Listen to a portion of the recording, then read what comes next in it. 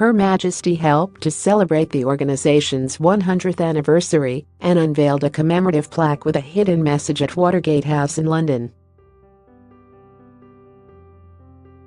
The UK's intelligence agency saved countless lives and shortened wars since it was launched in 1919 under the original name of the Government Code and Cypher School. The 92-year-old monarch met with senior staff and guests and shared stories of her family's involvement with the intelligence service throughout the years.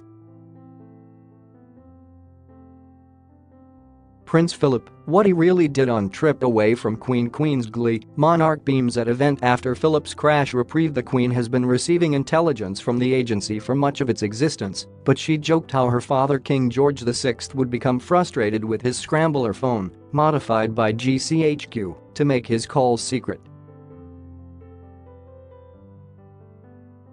Her Majesty said, "I remember my father had one. He used to get so cross when it didn't scramble. Took some time to heat up and then work." GCHQ's director Jeremy Fleming, speaking at the agency's former London home, told the Queen and invited guests, "Our work is not often glamorous or easily portrayed in film. But over the last 100 years it has saved countless lives, shortened wars, given Britain an edge, and solved or harnessed some of the world's hardest technology challenges."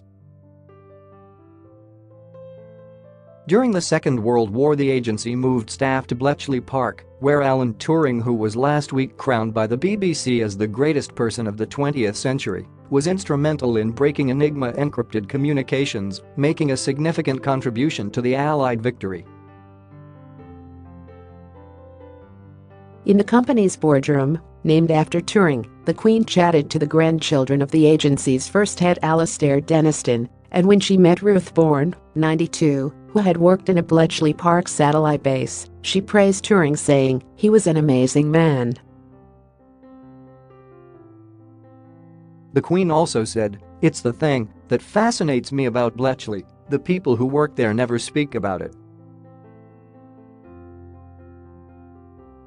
Royal Wars: how Cherie Blair fumed at Princess Anne after MAJOR SNUB Royal ROW. How the Queen read the Riot Act to Charles and Andrew Artefacts from GCHQ's history were shown to the Queen, from Margaret Thatcher's mobile scrambling phone that encrypted her conversations during the Falklands War period, to an original Enigma machine used by Nazi forces to encrypt their messages.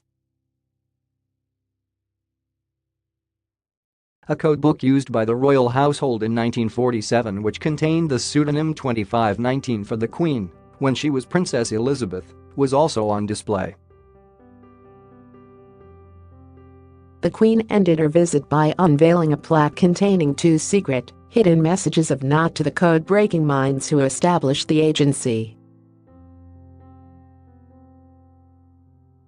The plaque, which features certain letters or numbers with a dot or line under them, says 1919-1921.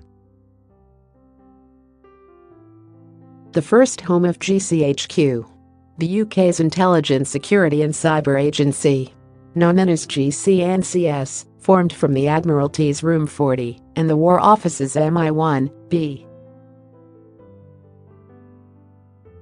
It's revealed the letters with dots spell out 100 years as to mark its centenary year.